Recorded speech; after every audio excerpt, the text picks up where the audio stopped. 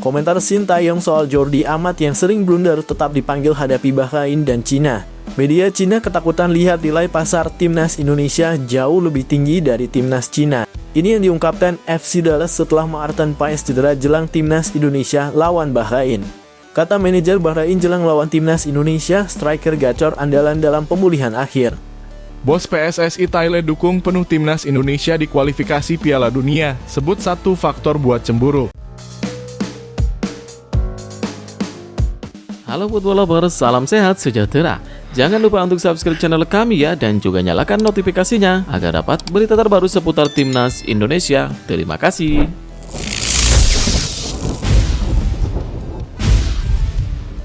Komentar Shin Tae-yong soal Jordi Amat yang sering blunder tetap dipanggil hadapi Bahrain dan Cina. Jordi Amat cukup sering melakukan blunder yang buat timnas Indonesia menderita kerugian. Pelatih timnas Indonesia Shin Tae-yong menyatakan kesalahan yang dibuat Jordi bukan karena masalah usia. Dia yakin pemainnya itu akan mengevaluasi permainannya sendiri. Jordi memang pemain top, dan saya melihat kesalahan-kesalahan itu bukan karena faktor usia. Hari ini dia baik, kata Shin Tae-yong saat memberikan keterangan. Blunder-blunder Jordi Amat sampai berbuah gol yang bersarang ke gawang timnas Indonesia saat jumpa Irak dan Filipina di kualifikasi Piala Dunia 2026. Serta blunder lagi di laga uji coba jelang Piala Asia 2023 saat melawan Libya. Blunder seolah menjadi masalah lini belakang timnas Indonesia sebagaimana terjadi lagi saat Garuda takluk 0-5 dari Iran pada uji coba terakhir. Tak diketahui siapa yang melakukan kesalahan karena laga tertutup, tapi Shin Tae-yong menyebut 3 dari 5 gol Iran karena kesalahan pemainnya sendiri. Belum berhenti di sana, Jordi Amat kembali melakukan 2 blunder pada laga perdana timnas Indonesia di Piala Asia saat jumpa Irak. Kesalahan passingnya di lini tengah pada babak pertama nyaris berbuah gol. Beruntung Alkan Bagot melakukan tackle heroik saat pemain Irak tinggal menendang bola di depan gawang. Masih di laga yang sama, ex-Swansea Cito itu kemudian nyaris melakukan gol bunuh diri. Ia menyundul bola ke arah gawang sendiri. Untungnya bola masih membentur mistar gawang Indonesia.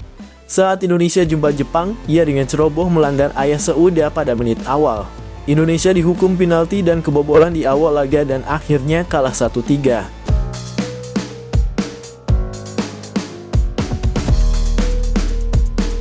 Media Cina ketakutan lihat nilai pasar timnas Indonesia jauh lebih tinggi dari timnas Cina.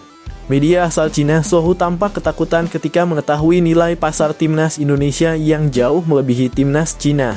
Media Cina itu juga kagum dengan banyaknya pemain abroad yang dimiliki skuad Garuda, sedangkan Cina sendiri tak ada yang main di luar negeri.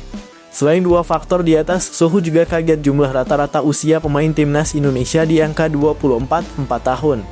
Semua data itu jelas menunjukkan betapa lebih hebatnya timnas Indonesia ketimbang Cina. Sesuai jadwal, timnas Indonesia akan menantang Bahrain di Bahrain National Stadium, Rifah pada Kamis 10 Oktober 2024 malam waktu Indonesia Barat. Lalu setelah itu, skuad Garuda akan bertolak melawan Cina di Qingdao Youth Football Stadium pada Selasa 15 Oktober 2024 malam waktu Indonesia Barat. Pelatih timnas Indonesia Shin Tae-yong telah memanggil 27 pemain terbaiknya untuk berjuang di 2 laga tersebut. Adapun 2 nama diantaranya merupakan sosok baru. Mereka adalah Mads Hilgers dan Eliano Reijnders yang bakal membuat skuad Garuda makin kuat. Kedalaman skuad timnas Indonesia sendiri dihuni oleh 16 pemain yang berkarir di luar negeri. Selain Hilgers dan Reijnders, ada nama lain seperti Tom Haye, Calvin Verdonk, Maarten Paes, Ragnar Oratmangoen, hingga Rafael Struijk. Kualitas skuad Garuda ini membuat media Cina Sohu cukup ketar-ketir. Dalam artikelnya, mereka bahkan mengakui kalau timnas Indonesia memiliki skuad yang lebih kuat ketimbang Cina. Terlebih dalam skuad berjuluk TM Dragons itu tidak dihuni pemain yang berkarir di luar negeri. Dapat dilihat bahwa kekuatan timnas Indonesia secara di atas kertas jauh mengungguli timnas Cina, tulis Sohu dalam artikelnya dikutip Kamis 3 Oktober 2024.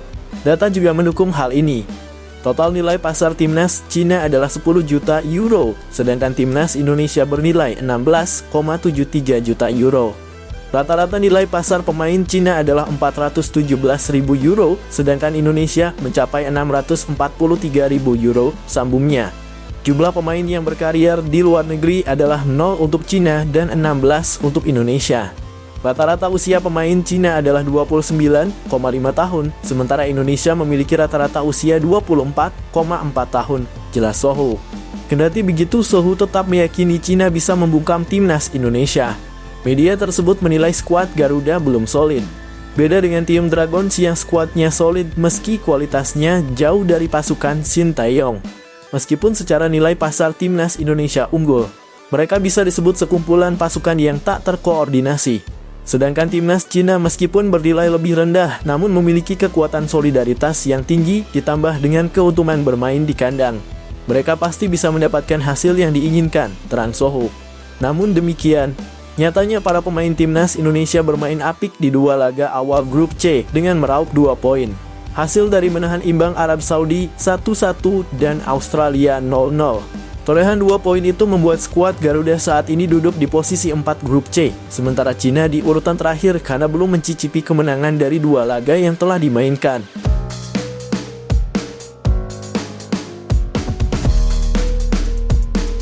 Ini yang diungkapkan FC Dallas setelah Maarten Paes cedera jelang timnas Indonesia lawan Bahrain. FC Dallas mencoba menenangkan pencinta sepak bola tanah air setelah Maarten Paes mengalami cedera jelang timnas Indonesia melawan Bahrain di matchday ketiga grup C kualifikasi Piala Dunia 2026 zona Asia. Kamis 10 Oktober 2024 malam waktu Indonesia Barat. Klub anggota Major League Soccer MLS itu memastikan Maarten Paes hanya mengalami cedera ringan.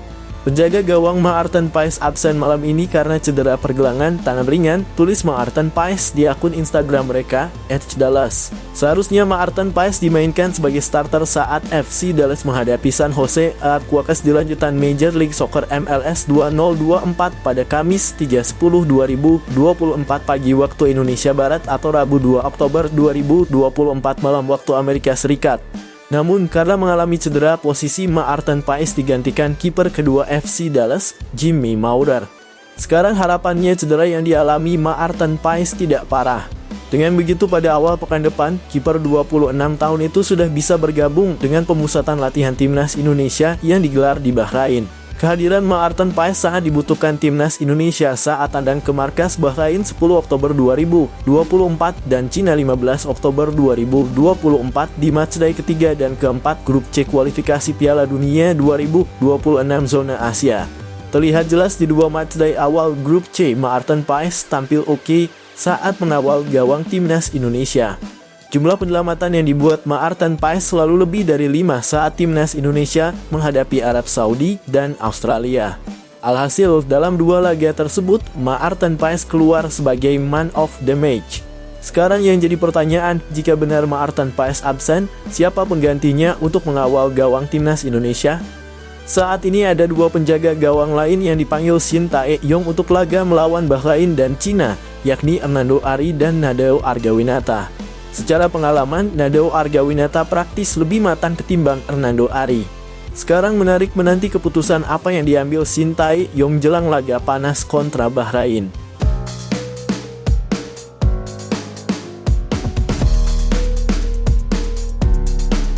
Jadwal lengkap 11 pertandingan timnas Indonesia di Oktober 2024 padat berayap dan ketemu Belanda. Jadwal pertandingan itu terdiri dari Timnas Indonesia Senior, Timnas U17 Indonesia, dan Timnas Wanita Indonesia. Selama Oktober 2024 akan ada 11 pertandingan yang dijalani tim merah putih baik itu laki-laki dan perempuan. Untuk Timnas Indonesia Senior, tim asuhan Shin Tae-yong itu akan menjalani 2 pertandingan pada putaran ketiga kualifikasi Piala Dunia 2026 zona Asia. 2 laga Timnas Indonesia itu melawan Bahrain dan Cina. Dijadwalkan Timnas Indonesia akan melawan Bahrain pada laga ketiga grup C putaran ketiga kualifikasi Piala Dunia 2026 zona Asia di Stadion Internasional Bahrain, Rifah, Kamis 10 Oktober 2024. Setelah itu Timnas Indonesia akan menantang Cina pada laga keempat grup C putaran ketiga kualifikasi Piala Dunia 2026 zona Asia di Stadion Qingdao Youth Football, Qingdao, Selasa 15 Oktober 2024. Selain Timnas Indonesia Senior, ada laga Timnas U17 Indonesia yang tampil pada kualifikasi Piala Asia U17 2025.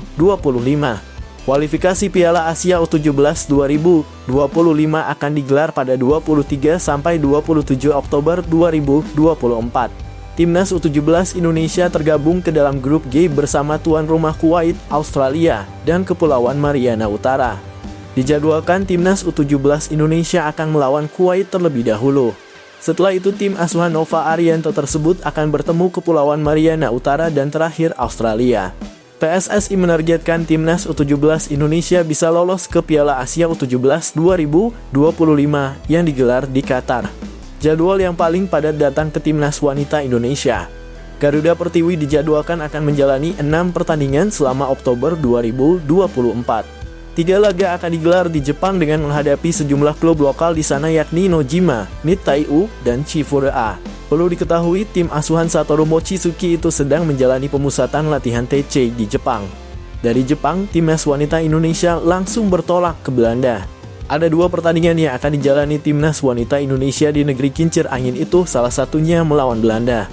Usai dari Belanda, timnas Indonesia akan bertemu Yordania di akhir Oktober 2024. Serangkaian jadwal pada timnas wanita Indonesia itu dilakukan untuk meningkatkan performa demi target juara Piala AFF Wanita 2024. Kata manajer Bahrain jelang lawan timnas Indonesia, striker gacor andalan dalam pemulihan akhir. Bahrain akan menjamu timnas Indonesia di Bahrain National Stadium pada Kamis 10 Oktober 2024. Setelah itu Bahrain akan bertandang ke markas ke Arab Saudi di King Abdullah Sport City Stadium 15 Oktober 2024. Untuk menghadapi timnas Indonesia dan Arab Saudi, Bahrain menggelar pemusatan latihan internal. Persiapan sudah dimulai kemarin tanpa kehadiran pemain Al-Qaldiyah untuk mengikuti Piala AFC. Selain pemain Manama yang akan bertandingan pada pertandingan putaran berikutnya di Liga Primer. Setelah itu semuanya akan masuk dalam daftar pemain timnas. Kata Riyad dikutip dari Akhbar Al-Khalej. Lebih lanjut, Riyad mengungkapkan bahwa salah satu pemain yakni Ismail Abdul Latif dalam masa pemulihan akhir. Tim akan berangkat ke Arab Saudi pada 11 Oktober setelah pertandingan melawan timnas Indonesia. Semua pemain sudah siap sepenuhnya kecuali Ismail Abdul Latif yang masih dalam tahap akhir pemulihan, ujarnya. Ismail Abdul Latif adalah striker berpengalaman di timnas Bahrain. Pemain 38 tahun itu sudah mencatatkan 67 pertandingan. Selain itu, ia sudah mencetak 31 gol untuk Bahrain. Sementara itu, Bahrain pada Selasa 1 Oktober 2024 dikabarkan melanjutkan latihan tertutup untuk melawan timnas Indonesia. Latihan yang dilakukan Bahrain terkait aspek teknik dan fisik untuk mencapai performa terbaik dan memulai pertandingan dengan cara yang positif. Bahrain saat ini berada di posisi ketiga klasemen grup C dengan 3 poin. Tim besutan Dragan Talajic itu menang atas Australia dengan skor 1-0 dan kalah dari Jepang 0-5. Sementara timnas Indonesia di posisi keempat dengan 2 poin. Timnas Indonesia berhasil menahan Arab Saudi 1-1 dan Australia 0-0.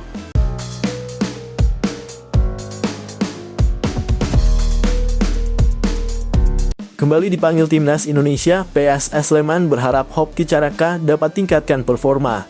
Skuad Garuda bakal melakoni 2 laga tandang lawan Bahrain dan Cina. Laga tersebut bakal digelar pada 10 Oktober dan 15 Oktober 2024.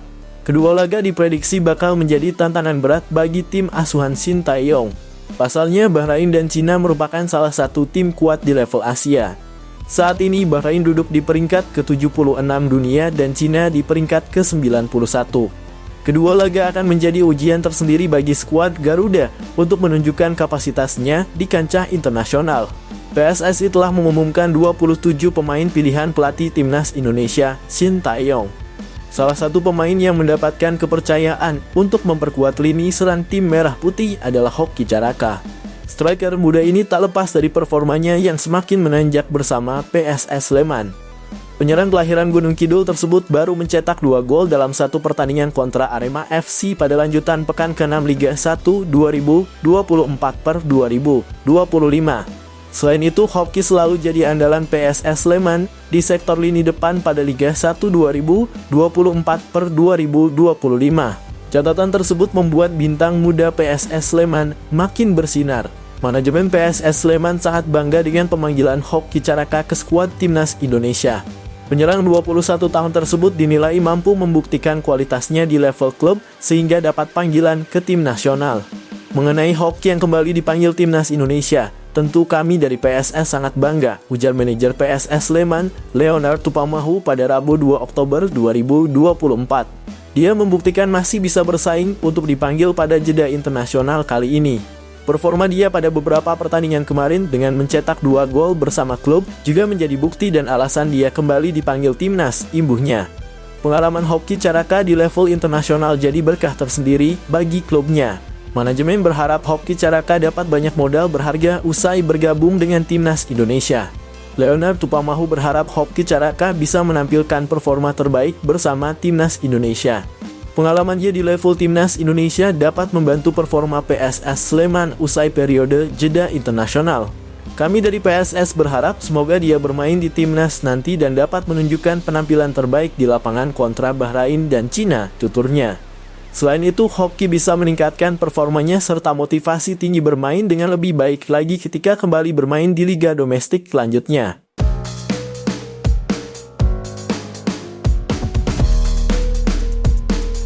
Rafael Struijk ungkap satu momen tak terlupakan saat bela timnas Indonesia. Struijk jadi salah satu pemain andalan timnas Indonesia saat ini. Diproyeksikan untuk bergabung di timnas U20 Indonesia, dia mendapatkan kesempatan promosi ke timnas senior. Caps perdananya dicatatkan saat pertandingan melawan Palestina 14 Juni 2023 dan selanjutnya dia bermain melawan Argentina 19 Juni 2023. Meski masih muda, Struijk tampil menjanjikan dan terus jadi salah satu pemain andalan Sintayong. Rafael Struijk menjelaskan pertandingan melawan Argentina akan selalu membekas. Bahkan laga tersebut akan terus dia ingat karena cukup spesial. Momen favorit saya adalah saya pikir ketika kami bermain melawan Argentina di stadion, kata Rafael Struijk. Setelah pertandingan masih banyak supporter timnas yang dia temui. Mereka masih memadati mal dan menggunakan atribut. Hal ini menjadi bukti bahwa euforia terhadap skuad Garuda masih terasa. Apalagi Indonesia terkenal memiliki supporter yang fanatik dan ini jadi bukti nyata. Kemudian sehari setelahnya saya pergi ke mal dengan ayah saya untuk membeli makanan. Itu seperti gila karena semua penggemar masih ada di sana. Saya pikir itu adalah salah satu momen yang selalu bersama saya, ujarnya. Saat berada di stadion, dukungan selalu mengalir dari tribun.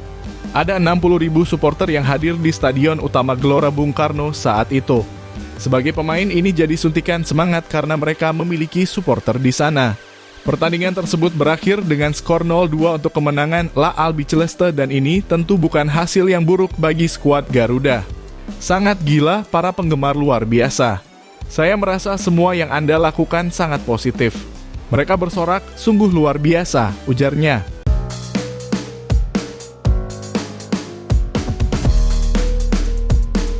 Bos PSSI Thailand dukung penuh timnas Indonesia di kualifikasi Piala Dunia, sebut satu faktor buat cemburu.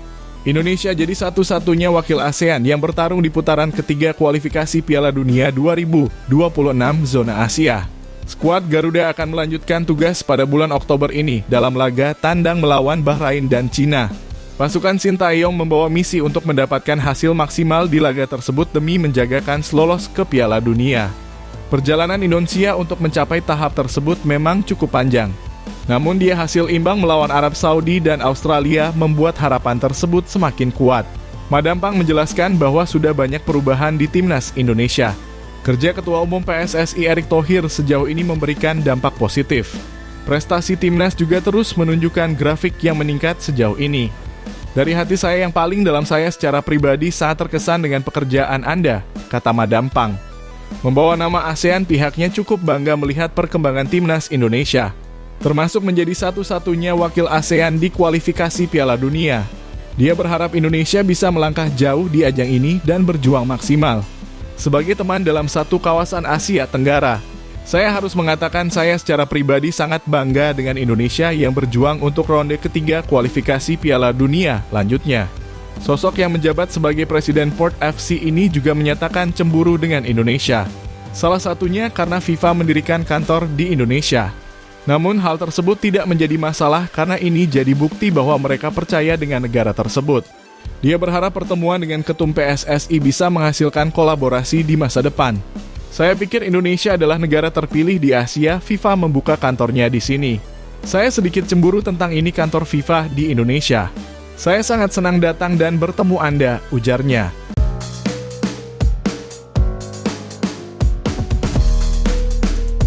Mas Hilgers dan Liano Reijnders resmi pindah federasi, Timnas Indonesia optimis target 15 poin tercapai.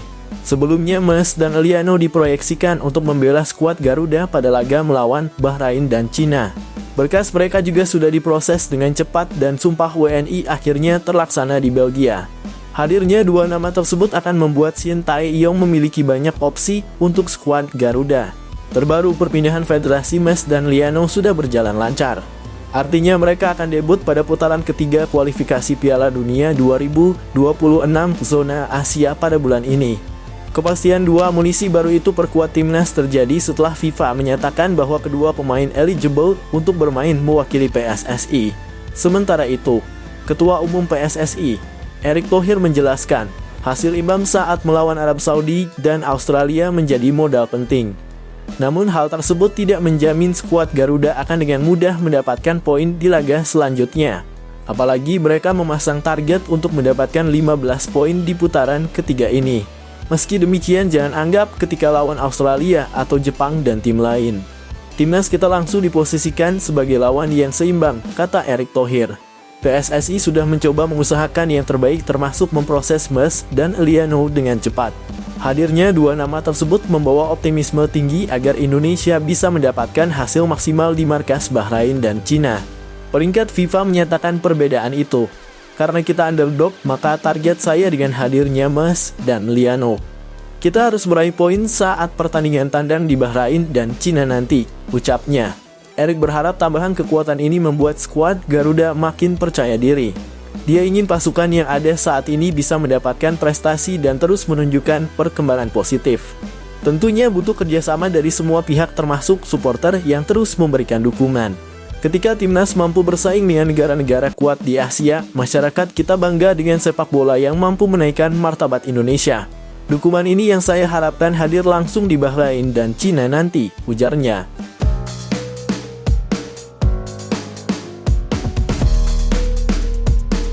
Statistik 8 penyerang timnas Indonesia 3 mini main, 4 belum cetak gol. Statistik ini diambil dari musim 2024-2025. Dari catatan yang ada, statistik milik para penyerang timnas Indonesia bisa dikatakan jauh dari kata mengesankan. Sebagian besar belum pernah mencetak gol.